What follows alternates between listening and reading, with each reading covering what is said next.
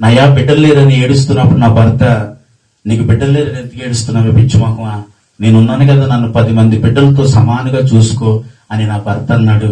ఇలాంటి మంచి భర్తలు ఇచ్చావు తండ్రి, కాబట్టి అలాగే నా గర్భాన్ని కూడా తెరువని ఏడుస్తుంది. ఏడుస్తున్నప్పుడు దేవుడు ఆమె గర్భాన్ని తెరిచాడని వాక్యం సెలవిస్తా ఉంది. హల్లెలూయా. అంటే ముందు దేవుడు తనలో ఏం చూశాడు? నిరీక్షణ చూశాడు. దేవుడు ఎప్పటికైనా ఇస్తాడని ఆశ చూశాడు. అందును బట్టే ఎల్కానా గారు అలా మాట్లాడారు. లేకపోతే ఏమంటాడు?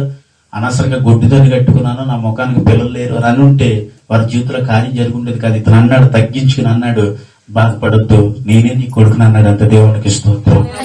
ఎప్పుడైతే అలాంటి తగ్గింపు తన జీవితంలోకి వచ్చిందో ఆ రోజు దేవుడి సన్నిధిలో ఏడుస్తున్నప్పుడు దేవుడు తిరిగి ఇంటికి వెళ్ళిన తర్వాత ఆమెకి గర్భం తెరిచిన యూహం అనే బైబిల్లో రాయబడింది. దేవుడికి స్తోత్రం. అది ఎంత గొప్ప ఆశ్చర్యకార్యమో తెలుసా? ఎందుకంటే తను తగ్గించుకుని దేవుని సన్నిధిలో ఏడ్చి, బ్రహ్మ నువ్వు ఇవ్వకపోయినా ఆమె నా కూతురు, నేను ఆమె కొడుకునని అనుకున్న స్వభావం అందులో ఉంది. ఆ స్వభావాన్ని దేవుడు చూసి ఆమెకి గర్భఫలమునిచ్చాడు. ఆమె ఒక ఉన్నతమైన కార్యం పొందుకుని ఆ బిడ్డను తీసుకొచ్చి, ప్రభా నీ సన్నిధిలో ఒక వాగ్దానం చేసుకున్నాను. ఏంటో తెలుసా? నా గర్భం తెరిస్తే ఆ బిడ్డను నీ సేవకు అప్పగించేస్తాననింది. ఆ తర్వాత గర్భఫలం తెరవబడింది. చక్కని కుమారుని అనుగ్రహించారు దేవుడు. తర్వాత దేవుడు మందిరానికి వచ్చినయ్యా, ఈ బిడ్డ పాలు విడిచిన తర్వాత దేవుడికి అప్పగించేస్తాను అనే ఆ తల్లి తన భర్తతో చెప్పినప్పుడు, నీకు నచ్చినట్లు చేయన్నాడు. తర్వాత పాలు విడిచిన తర్వాత దేవుడి సన్నిధి తీసుకొచ్చి ఏలీ గారి చేతులు పెట్టాడు. అయ్యా, దేవుడి సన్నిధిలోకి వచ్చి నేను ఏడ్చి ప్రార్థన చేశాను. ఎలాగైతే ప్రార్థన చేశానో ఆ చేసిన ప్రార్థనకు ప్రతిఫలం తిరిగి నా ఇంటికి వెళ్ళిన తర్వాత దేవుడు నా గర్భఫలం తెరిచాడు, నాకు గర్భమునిచ్చాడు. ఆ ప్రార్థనకు ప్రతిఫలమే ఈ కుమారుడు. కాబట్టి ఈ కుమారుడు నీ సేవ కొరకు అప్పగిస్తున్నాను అనేసి ఏలీ దగ్గర విడిచిపెట్టి వెళ్ళిపోయింది. ఇశ్రాయేలుకు ఒక గొప్ప ప్రవర్త. ఇశ్రాయేలు పరిపాలించడానికి మొట్టమొదటి వ్యక్తిగా నిలవబడిన వాడే ఆయనే సమూయేలు గారు. దేవుడికి స్తోత్రం. చూసారండి, ఎన్నో అవమానాలు పొందింది, ఏం లేదని, గర్భం లేదని. ఎన్నో నిందలు పొందింది, ఏం లేవని, గర్భం లేదని. ఇరుగు పొరుగు వారు ఎన్నో అవమానపరుచుంటారు. తోటికోడలు కూడా అవమానపరిచే ఉంటుంది. ఎంతమంది అవమానపరిచిన దేవుడు కొరకు నిలబడి దేవుడు నా గర్భం తెరుస్తాడన్న ఒక్క విశ్వాసాన్ని ఉంచుకొని చూసారా, అదే విశ్వాసము ఆ సమయంలో పుట్టడానికి కారణమైంది. ఎంత లేట్ అయితే అయ్యి ఎన్ని అవమానాలు పొందిందో అంత గొప్ప వ్యక్తిని దేవుడు అనుగ్రహించాడండి. దేవుడి స్తోత్రం. నేను అదే అంటున్నాను, దేవుడు నీ జీవితంలో ఆలస్యం చేస్తున్నప్పుడు దానిని నువ్వు ఒకవేళ చూసి మనం దేవుడిని అసహించుకోవద్దు, జారిపోవద్దు, పడిపోవద్దు.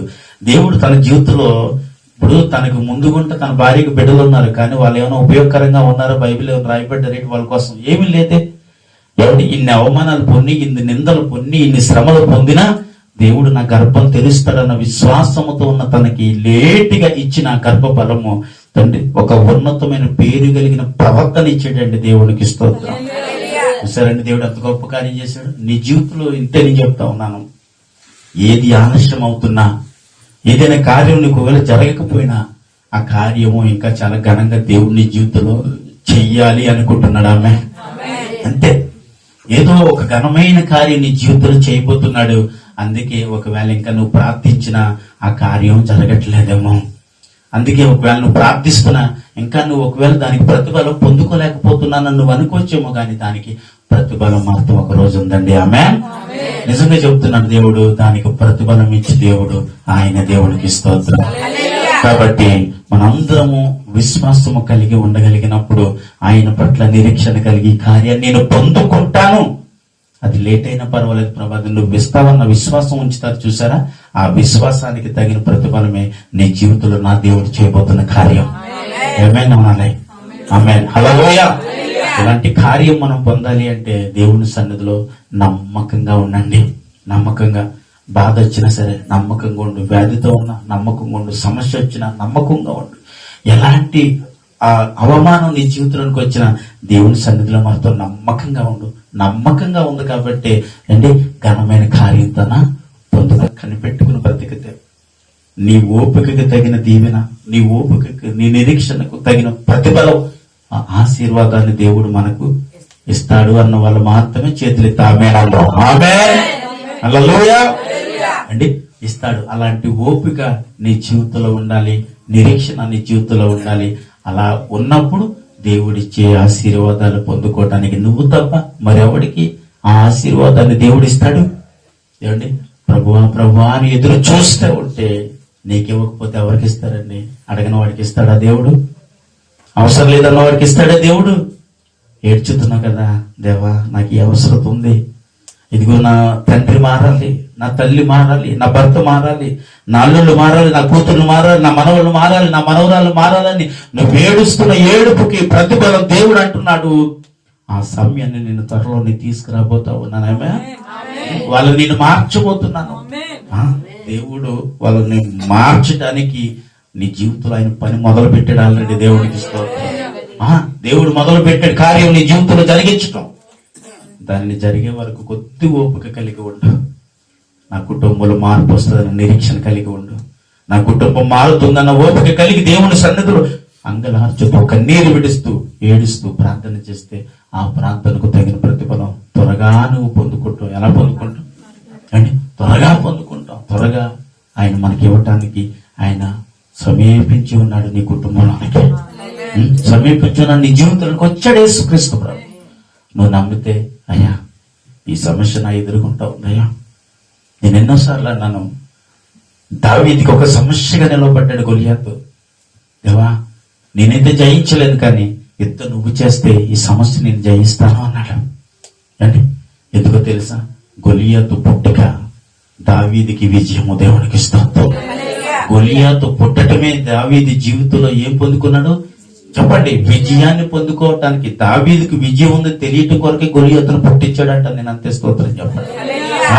దావీదు జీవితంలో ఒక విజయం ఉంది బిడ్డ, ఆ విజయం నీకు చూపించబోతున్నాను అనటానికి గుర్తుగా తీసుకొచ్చి గొలియాతుని ఎదురుగుంటా నిలబెట్టిన గొలియాతుని జయించి తన జీవితంలో విజయాన్ని పొందిన దావీదుని ఒక్కసారి జ్ఞాపకం చేసుకో.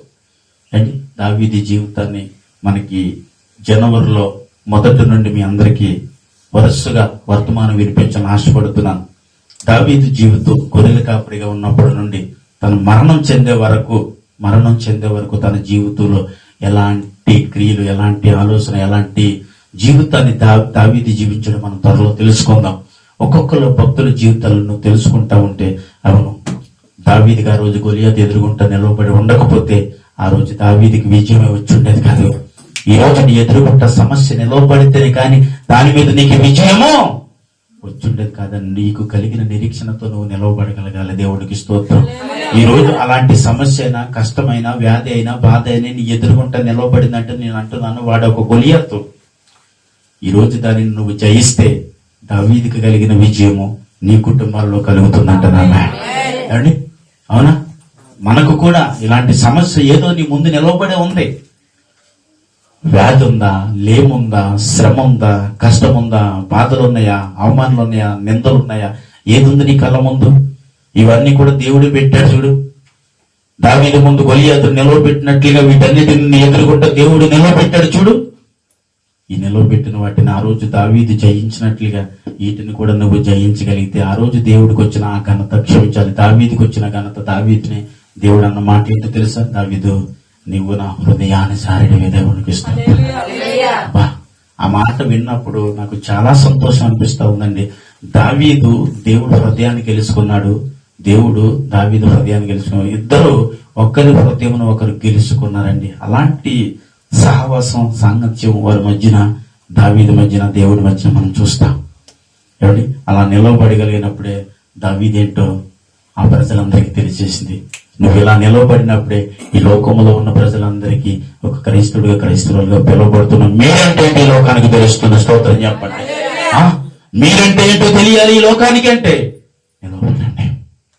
అలా నిలవబడినప్పుడు ఈ 2023 నీ జీవితం ఎలా గడిచిందో, ఈ 2023లో నీ బ్రతుకు ఎలా ముందుకు వెళుతుందో, ఈ 2023 అంతా ఎలాంటి జీవితంలో నువ్వు ఉన్నావో, ఒకవేళ 2023 ఎలా ఉంది నీ జీవితం?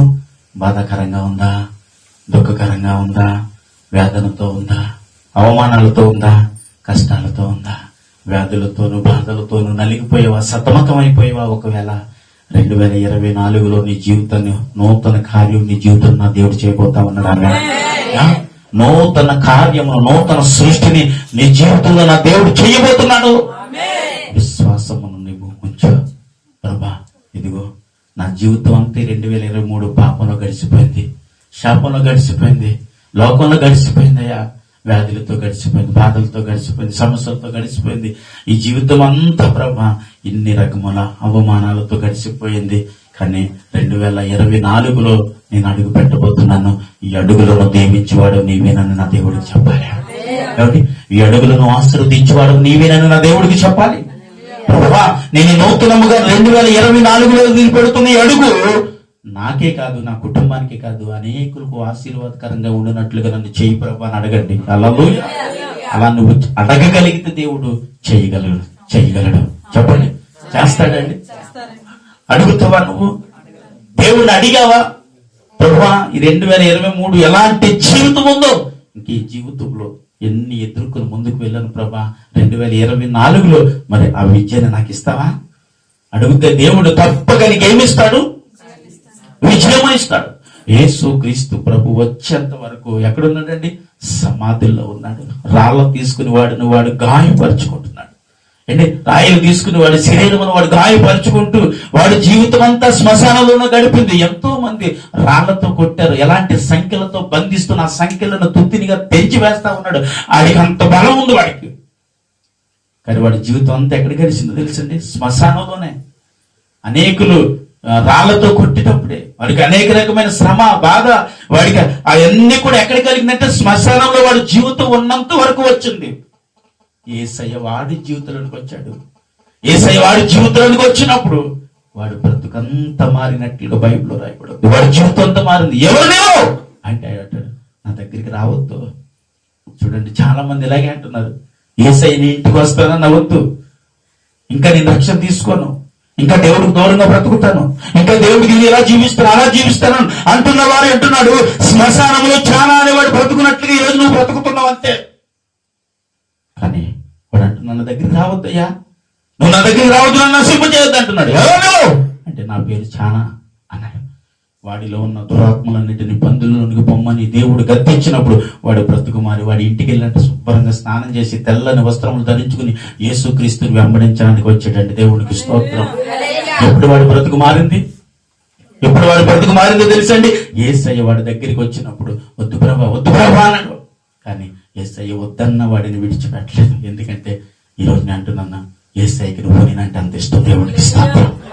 యేసయ్యకి నీవు నేనంటే అంత ఇష్టం అండి. కాబట్టి వాడు వద్దన్నా సరే దేవుడు సర్లే వాడు వద్దు అంటున్నాడు కదా అని వాడిని విడిచిపెట్టి వెళ్ళిపోలేదు. వాడి దగ్గరికి వచ్చి వాడిని ముట్టి వాడిని స్వస్థపరిచినప్పుడు, ప్రభా ఎప్పుడు నీతో ఉంటానయ్యా, నీతోనే బ్రతుకుతానయ్యా, నా జీవితం అంతా నీవేనయ్యా అంటుంటే యేసయ్య అంటున్నాడు కదా, నువ్వు నాతో ఉండొద్దు, ఇక్కడ జరిగిన ఇవన్నీ కూడా ఇతరులకు అనేకులకు సాక్షిగా ప్రకటించు, నీ ద్వారా అనేకులు మారాలి. దేవునికి స్తోత్రం. ఈరోజు నీ జీవితాన్ని నువ్వు ప్రకటించబడుతున్నప్పుడు ఇతరుల జీవితాలు మారటం కొరకు దేవుడు మిమ్మల్ని అందరినీ వాడుకోవాలని ఆశపడుతున్నాడు. కాబట్టి ముందు మీరు మార్చాల్సింది మీ జీవితాన్ని మార్చండి. దేవుడికి స్తోత్రం. దేన్ని మార్చాలి చెప్పండి? అలా కాదు, నా జీవితాన్ని మార్చండి అయ్యా అంటే మీ మీరేమనుకుంటున్నారంటే నా జీవితంలో ఏ తప్పు లేదు, పొరపాటు లేదు అని అనుకుంటున్నారు. పోన్లేదు, మీకు లేదు. దేవుడికి నేను అనుకుంటున్నాను, ప్రభా నా జీవితాన్ని మార్చు. ఈ 2023లో నీకు వ్యతిరేకమైంది ఏది నా జీవితంలోకి వచ్చిందో, ఏ తప్పు నా జీవితంలోకి వచ్చిందో, ఏ పాపం నా జీవితంలోకి వచ్చిందో, ఏ వ్యతిరేకత నా జీవితంలోకి వచ్చిందో నేను చెప్తున్నాను కానీ మీరు చెయ్యిలు కూడా పెట్టుకోలేదు. దేవునికి స్తోత్రం. ఏది వ్యతిరేకత నా జీవితంలోకి వచ్చిందో నాయన, ఈ 2023లో ఆ వ్యతిరేకత అంతా నేను విడిచిపెడుతున్నానయ్యా. అవన్నీ విడిచి ఇదిగోనయ్యా 2024 ఇంకా అయ్యా రేపటి దినం గడిస్తే మా జీవితంలో ఉంది, అప్పటి వరకు మేము బ్రతికుంటే మా జీవితంలో ఉంది. కాబట్టి ఈ క్షణమే మమ్మలను ముట్టి మమ్మల్ని దర్శించి ఇవన్నీ ఈ పాపాలన్నీ తొలగించి నీ కొరకు బ్రతికే కొరకు నాకు ఇవ్వని అడగండి. ఎవరి కొరకు? తప్పకుండా నీ కొరకు బ్రతుకుతానని, నీ కొరకు సువార్త ప్రకటిస్తానని తీర్మానం చేసుకుని తాను ద్వారా అనేకులను మార్చడానికి ప్రయాసపడ్డాడు. ఈరోజు నువ్వు కూడా అంతే. నీ జీవితాన్ని ఎన్నాళ్ళు ఎలా గడిచావో తెలియదు కదా, ఎలా లోకంలో బ్రతికావో తెలియదు కదా, కానీ ఈరోజు యేసయ్య అంటున్నాడు, పూర్తిగా నీ జీవితాన్ని మార్చేసుకో, నీ ఆలోచన మార్చేసుకో. నీ ఆలోచనలు ఏది నాకు వ్యతిరేకమైనది ఉన్న వాటన్నిటిని తీసి పక్కన పెట్టి నా కొరకు నువ్వు నిలబడు. 2023లో నీ జీవితాలు అద్భుతం చేస్తాను. చేసాడండి, సంవత్సరం చేయలేదా? ఎన్నో చేసాడండి మన జీవితంలో. అలాగే మించిన ఆశీర్వాదం, మించిన కార్యములతో 2024 నీ జీవితంలో చేయబోతా ఉన్నాడా? హల్లెలూయా. అలాగే మించిన కార్యములతో నీ జీవితంలో దేవుడు అద్భుతాలు చేయాలని ఆశపడుతూ ఉన్నాడు. నువ్వు ఆశపడు. ప్రభా ఏమని ఆశపడాలి చెప్పండి? ఏమని ఆశపడతాం? దావీదు ఏమని ఆశపడ్డాడు? గొలియాతుని జయించడానికి నా వల్ల కాదయ్యా, నువ్వు ఉంటేనే నేను జయిస్తాను. ఈ లోకంలో నీ సమస్యలన్నీ నా వల్ల కాదు జయించటం అని చెప్పాలి మీరు. ఈ లోకంలో చాలా ఉన్నాయి, వీటన్నిటిని జయించాలంటే నా వల్ల అవ్వట్లేదు ప్రభా. తాతయ్య గారు దేవునికి స్తోత్రం చెప్పండి. ఏమన్నాలి చెప్పండి? ఈ లోకములో ఉన్న వీటన్నిటిని జయించాలంటే నా బుద్ధి సరిపోదయ్యా, నా బలము సరిపోదయ్యా, నా జ్ఞానము సరిపోదయ్యా, నా వివేచన సరిపోదయ్యా. అయ్యా నాలో ఉన్నది ఏది సరిపోదేమో, కానీ నీవు నాకు సపోర్ట్ గా ఉంటే, నీవు నాకు తోడుగా ఉంటే, నీవు నాకు విజయం ఇచ్చేవాడిగా ఉంటేనే వీటన్నిటి మీద నేను విజయమును పొందగలను ప్రభు. నేను అడగలిగితే దేవుడు కార్యమును నీ జీవితంలో చూస్తా. హల్లెలూయా, హల్లెలూయా. ఇలాంటి కార్యాలు నీ జీవితంలో చూడాలి అంటే ఎలాంటి నిరీక్షణ నీకు కావాలి ఈరోజు? ఎలాంటి ఓపిక నీకు కావాలి ఈరోజు? ఎలాంటి ఓపికతో నువ్వు బ్రతకగలిగితే దేవుడిచ్చే విజయాన్ని చూస్తావు? లేక ఓపిక మనలో లేక ఎన్నో విషయాల్లో నా వల్ల కాదు ప్రభా, ఇంకా నేను జయించలేను ప్రభా, నేను బలహీనుడును ప్రభా, నేను బలహీనురాలను ప్రభా అని దేవుడి సమీప కార్యాలన్నింటినీ ఈరోజు మానవుడు కోల్పోతున్నాడండి. దేవుడు ఇవ్వటానికి సిద్ధంగానే ఉన్నాడు, కానీ దానిని మనం తీసుకోవటానికి సిద్ధంగా ఉన్నామా? సిద్ధంగా ఉంటే ఈ 2023లో నువ్వు తీర్మానం చేసేసుకో. ప్రభా నీ పని కొరకు ఏది నా జీవితంలోకి వచ్చినా నిలవబడాలన్న తీర్మానం నేను చేసుకుంటున్నాను. ఈ 2024లోనికి నా జీవితం చాలా పవిత్రంగా ఉండాలని, పరిశుద్ధంగా బ్రతకాలని, ప్రభు కొరకు నిలవబడాలని నేను 2023లో వాగ్దానం చేసుకుంటున్నాను. ఇలా నీ జీవితంలో వాగ్దానం చేసుకుంటే దేవుడు నిన్ను ఏం చేస్తాడండి? తన చేతులతో ఎత్తు పట్టుకునేలాగా ఏ రాయి తగలకుండా కాపాడుతానని అన్నాడు కదా. ఇప్పుడు కార్లకు రాయి తగలకుండానే కాపాడుతానన్న దేవుడు శ్రమ వస్తే చూస్తాడండి నీకు? బాధల్లో ఉంటే చూస్తా ఉంటాడా? వ్యాధుల్లో మంచం పట్టిస్తే చూస్తా ఉంటాడా? నువ్వు కృంగిపోతా ఉంటే, ఏడుస్తూ ఉంటే చూస్తా ఉంటాడా? నీ పాదములకు రాయి తగలకుండానే ఎత్తు పట్టుకుంటాను అంటున్నాడు కదా. ఇంత గొప్ప దేవుడిని మనం అంగీకరించబడ్డాం కదా. అంగీకరించబడిన దేవుడికి ఎలాంటి కృతజ్ఞత ఈరోజు మనం, ఎలాంటి కృతజ్ఞతతో ఈరోజు దేవుడి సన్నిధిలో మనం ఉంటున్నాం? ఎలాంటి కృతజ్ఞతతో ఈరోజు ప్రభు దగ్గర మనం బ్రతకగలుగుతున్నాం? నీ కాళ్ళకు రాయిని కూడా తగలకుండా కాపాడే దేవుడు ఉన్నాడే. నువ్వు అప్పుల్లోకి వెళ్ళిపోతే చూసి ఎంజాయ్ చేయడు, నువ్వు వ్యాధిలో పడిపోతే నిన్ను చూసి ఎంజాయ్ చేయడు, నువ్వు బాధలో ఉన్నప్పుడు ఆయన చూసి నిన్ను ఎంజాయ్ చేయడు. ఇవన్నీ నీ జీవితంలో ఉన్నప్పుడు ఆయన నీకంటే రెట్టింపు దుఃఖం తను పడుతున్నాడు. ఎందుకంటే దుఃఖం సాయం చేయొచ్చు కదా, చేస్తాడు. నువ్వు నిలవబడాలి కదా, నువ్వు అడగాలి కదా. ప్రభా నేను దీనిని జయించడం నా వల్ల కాదు, నువ్వు ఉండొచ్చు ప్రభా, నువ్వు చెప్పగలుగుతా. చెబితే కదా ప్రభు నీ దగ్గరికి వచ్చేది, చెబితే కదా ఆయన నీకు సహాయమును చెప్పాలండి. నువ్వు ఏదైనా చెయ్యాలనుకుంటే, నువ్వు ఏదైనా సాధించాలనుకుంటే ముందు మనం దేవుడికి చెప్పాలి కదా.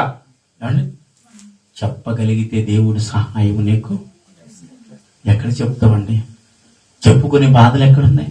మనకి చెప్పుకునేవన్నీ ఎక్కడున్నాయి? మన బాధను, మన బాధ్యతను, మనం ఉన్న ఇవన్నీ కూడా మనలో మనమే సరి చేసేసుకుని, మనలో దాచేసుకుని, మనలో దుఃఖపడిపోయి ఇతరులకి, నీ కుటుంబంలో నీ తల్లికి చెప్పుకోలేకపోతున్నావు, తండ్రికి చెప్పుకోలేకపోతున్నావు, నీ భార్యకి చెప్పుకోలేకపోతున్నావు, భర్తకి చెప్పుకోలేకపోతున్నావు, కుటుంబంలో ఎవరికి కూడా చెప్పలేని భారాన్ని, బాధ్యతను నువ్వే మోసేస్తావు. నీకు దేవుడు ఎలా మోస్తాడు వాటిని? నువ్వు దేవుడికి అప్పగిస్తే కదా ఆయన మోసేది, అప్పగిస్తే కదా దాని నుంచి నీకు విడుదలను ప్రకటించేది.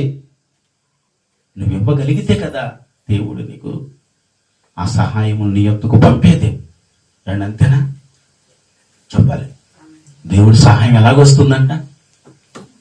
అడిగితే వస్తుంది, అడుగుడి నీకు ఇవ్వబడుతుంది. అడగాలి, వెతుకు దొరుకుతుంది, తడుతావా నా ద్వారం తెరవబడుతుంది అంటున్నాడు. హల్లెలూయా.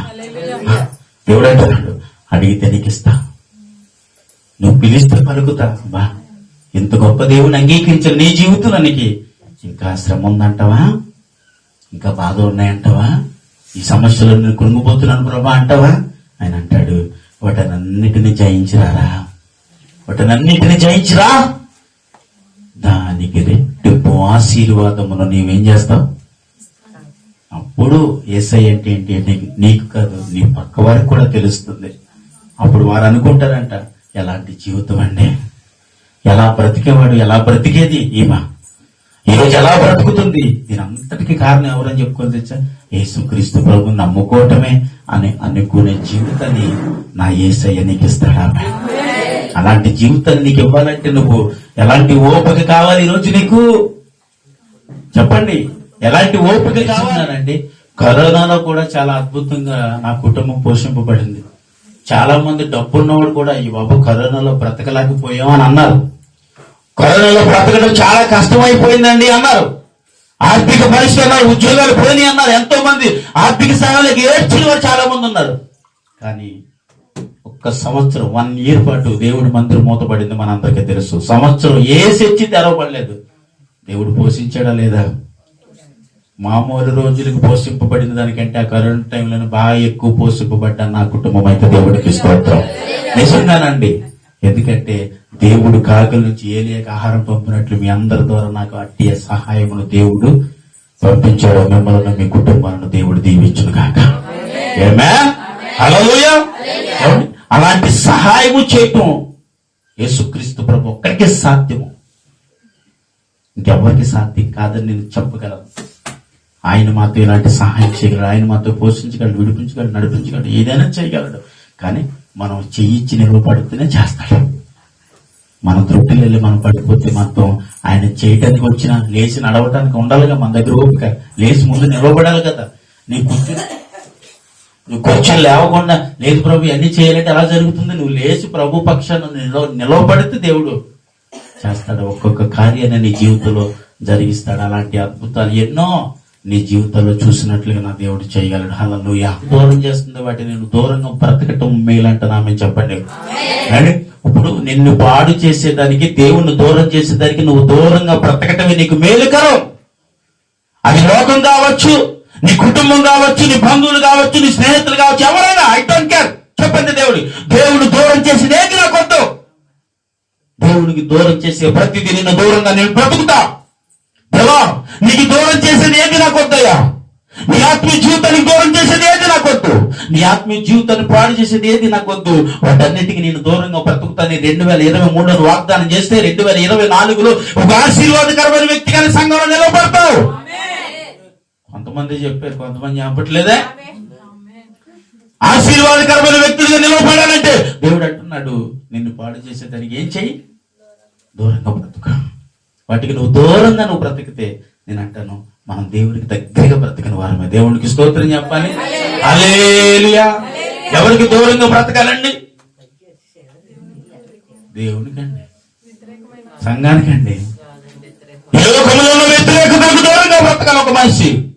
అలా బ్రతికితే నన్ను రక్షించిన దేవుడికి సమీపంగా బ్రతకాలి. అయ్యా, నీ ప్రయాణం చేస్తున్న పడవ మునిగిపోతా ఉంది, నన్ను నీ పడవలోకి ఎక్కించుకో ప్రభా నన్ను అడిగేవనుకో, ఆ వ్యక్తి వెంటనే చేతినిచ్చి మునిగిపోతున్న ఈ పడవలో నుంచి ప్రయాణం చేస్తూ నీ పడవలోనికి నిన్ను తీసుకుంటాడు. దేవునికి స్తోత్రం. ప్రయాణం చేస్తున్నావు, మునిగిపోతుంది, అల్లిపోతున్నావు, కైంగవ పడిపోతున్నావు, అయ్యో నేను నశించిపోతున్నా, ఏడుస్తున్నావు. కానీ సహాయం చేసే వ్యక్తి దూరంగా ఉన్నాడు. నేను మునిగిపోతున్నాను, హెల్ప్ మీ అని ఏడుస్తున్నావు, అరుస్తున్నావు. ఏంటి అంటున్నాడు ఎక్కడెక్కడో ఉండి. సమీపంగా ఉన్నావు, దగ్గరగా ఉన్నావు, సమీపంగా ఉన్నట్టున్నావు. నా పడవ మునిగిపోతా ఉంది, నాకు హెల్ప్ కావాలి, నీ సహాయం కావాలి అని అడుగుతున్నావు. అప్పుడేమన్నాడు చెప్పండి, ఏం చేశాడు నీకు? చెయ్యండి. వెంటనే మునిగిపోతున్న పడవలో నుంచి ప్రయాణం చేస్తున్న పడవలోనికి నిన్ను తీసుకున్నాడు. ఇప్పుడు ఎక్కడికి వచ్చాం? మనం షేప్ జోన్లోకి వచ్చాం. దేవుడికి స్తోత్రం చెప్పాలి. హల్లెలూయా. ఇప్పుడు దేవుడు నిన్ను ఎక్కడ తీసుకొచ్చాడు? షేప్ జోన్లో తీసుకొచ్చాడు. ప్రమాదకరమైన పరిస్థితుల నుంచి నిన్ను విడిపించాడు. ఎందుకంటే ఆయన సమీపంగా ఉండి హెల్ప్ అని ఏడ్చావు కాబట్టి, సహాయం చేయదేవా అని ఏడ్చావు కాబట్టి, ఆ సహాయం చేసేవాడు సమీపంగా ఉన్నాడు కాబట్టి చేతి నుంచి నీకు సహాయం చేసి ఆయన ఎక్కడ తీసుకొచ్చాడు? ప్రయాణం చేస్తున్న పడవలోనికి నిన్ను తీసుకుని వచ్చాడు. దేవుడికి స్తోత్రం. హల్లెలూయా. రండి అంటే ఆయనకి సమీపంగా ఉంటేనే నీకు సహాయం అందుతుందా, దూరంగా ఉంటే సహాయం అందుతుందా? సమీపంగా ఉన్నాడు కాబట్టి కదా అరుస్తున్నప్పుడు సహాయము. దూరంగా ఉంటే సహాయం ఎలా వస్తుందంటే నువ్వెంత అరుస్తున్న వాళ్ళకి వినపడదు. ఏంటి ఏంటి ఏంటి అంటే తప్ప వాళ్ళు ఏమి వినపడదు. దేవుడు కదండి వినపడదా? వినపడుతుంది. కానీ ఎక్కడ సహాయం చేసే స్థితిలో నువ్వు ఉండాలి కదా, సహాయం చేసే సమీపంలో నువ్వు ఉండాలి కదా, దేవుడు చేయించే ఆ సమయంలో నువ్వు ఉండాలి కదా. ఎక్కడో ఉండి సాయం చేసి నడుస్తున్నావు. నేనంటాను ఎక్కడో ఉండైనా సరే, ఎక్కడో ఉన్నావు, దూరంగా ఉన్నావు, మునిగిపోయి అగాధంలో ఉన్నావు. దావీదేమన్నాడు, అగాధములో నుండి నేను ఏం చేశాడంట, మొర పెట్టాడంట, అగాధంలోంచి దేవుడు విడిపించాడు. అది లేక దేవుడికి స్తోత్రం. ఇప్పుడు నేను అంటున్నాను ఎక్కడో ఉన్నాడండి, దూరంగా ఉన్నాడు. మరి దేవుడు కాబట్టి ఏం చేయబడింది, ఆవిస్తుంటే మనుషులు తప్పించుకు వెళ్ళిపోతే దేవుడు ఏం చేశాడు, నువ్వు నీతిగా బ్రతుకో, ప్రభు కొరకు బ్రతుకో, యథార్థంగా బ్రతుకో, లోకం కొరకు కాదా క్రీస్తు కొరకు బ్రతుకు. కాబట్టి ఎక్కడ ఉండి ఏడ్చు సహాయం చేయ ప్రభు అని అడుగుతుంటే వచ్చి నీకు సహాయం చేస్తాను. దేవుడు స్తోత్రం చెప్పాలి. ఇప్పుడు హల్లెలూయా. ఇప్పుడు మనిషి సమీపంగా ఉంటే సహాయం వచ్చింది, దేవుడు సమీపంగా లేకపోయినా నీకు సహాయం వచ్చింది. ఎప్పుడు తెలుసా, నీవు దేవుడికి ఎప్పుడు సమీపంగా బ్రతికినప్పుడు. ఇహలోక ఆశల కొరకు కాక, భౌతిక ఆశల కొరకు కాక, శరీర సంబంధమైన ఆశల కొరకు కాక, ప్రభు కొరకు ఆత్మ సంబంధమైన కార్యాల కొరకు వ్యక్తిగా బ్రతికి దేవుడి కొరకు బ్రతుకుతూ జీవిస్తున్న ఒక వ్యక్తి ఎక్కడో రాగంలో మునిగిపోతా ఉంటే దేవుడు చూస్తూ ఉండక అంటున్నాడు, నువ్వు ఎక్కడుండి ఏడ్చుతున్నా సరే అక్కడికి నా సహాయము వస్తుంది. దేవుడికి స్తోత్రం చెప్పాలి. కూడా హల్లెలూయా. ఎక్కడికి వచ్చిన సహాయము, ఎక్కడో మునిగిపోతున్నా, అగాధంలో పడిపోయావు. మనం దేవుడికి ఒకవేళ దూరంగా వెళ్ళిపోవాలనుకున్న దేవుడు ఎందుకో తెలుసా, దేవుడు నిన్ను ఇష్టపడుతున్నాడు, దేవుడు నిన్ను ప్రేమిస్తున్నాడు. మనం అంటాం లోకంలో ఉన్న అన్నిటిని ఇష్టపడుతావు, దేవుడిని ఇష్టపడుతున్నావా? ప్రభువుని ఇష్టపడుతున్నావా? ప్రభు నువ్వు అంటే నాకు ఇష్టం అని చెబుతున్నావా? ప్రభు నువ్వు లేకపోతే నిన్ను జీవించడానికి చెబుతున్నావా? ప్రభు నువ్వు లేకపోతే నా కుటుంబం జీవించలేదని అంటున్నావా? ప్రభు నువ్వు లేకపోతే ఒకవేళ లోకంలోని కలిసిపోతేనేమో ప్రభు పరసంబంధ వ్యక్తిగా బ్రతకలేదేమో, ప్రభు నువ్వు ఉండాలి ప్రభు అని చెప్పావా? దేవుడికే చెప్పగలిగితే దేవుడు నీకు సమీపంగా ఉండి ఎప్పుడు సహాయం అందించే దేవుడు. ఆమె హల్లెలూయా. దేవుడు నీకేం చేస్తాడంట, సమీపంగా ఉంటాడు, చేతులిస్తాడు, సహాయం ఇస్తాడు. బిడా లేచి నిలబడా, నీ పన్ను చేయడానికి నన్ను సమీపంగా బయటకు నువ్వు ముందుకు నడుస్తూ ఉంటే అనుకున్నవన్నీ సాధించడానికి నీ వెనకాలంటానంటే దేవునికి స్తోత్రం. హల్లెలూయా. చేయటానికి ఎవరు సహాయం ఉంటున్నాడు, నువ్వు నిలబడి అన్నాడు, నేను దేవుడు వాడుకుంటాడు. అంతే. ఆమేన్. అంతే. మనం చేయాల్సింది ఒక్కటే, ప్రభు కొరకు నిలబడాలి, ప్రభు కొరకు వాడబడాలి. దుఃఖపడద్దు. దేనికి అవమానాలు చూసి, కష్టాలు చూసి, వ్యాధులు చూసి, బాధలు చూసి దిగజారిపోవద్దు.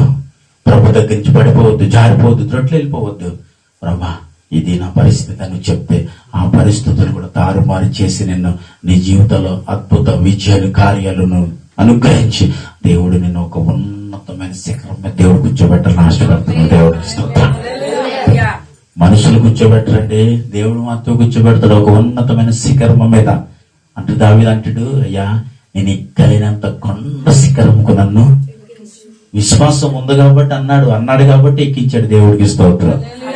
ఎక్కించాడు, అద్భుతమైన సహాయం తనకు అనుగ్రహించాడు. ఆయనకి ఇచ్చిన ఆ విజయం, ఆయనకి ఇచ్చిన అనుగ్రహము, ఆయనను కట్టిన కుటుంబము ఈరోజు నీ కుటుంబాన్ని దేవుడు కట్టును గాక.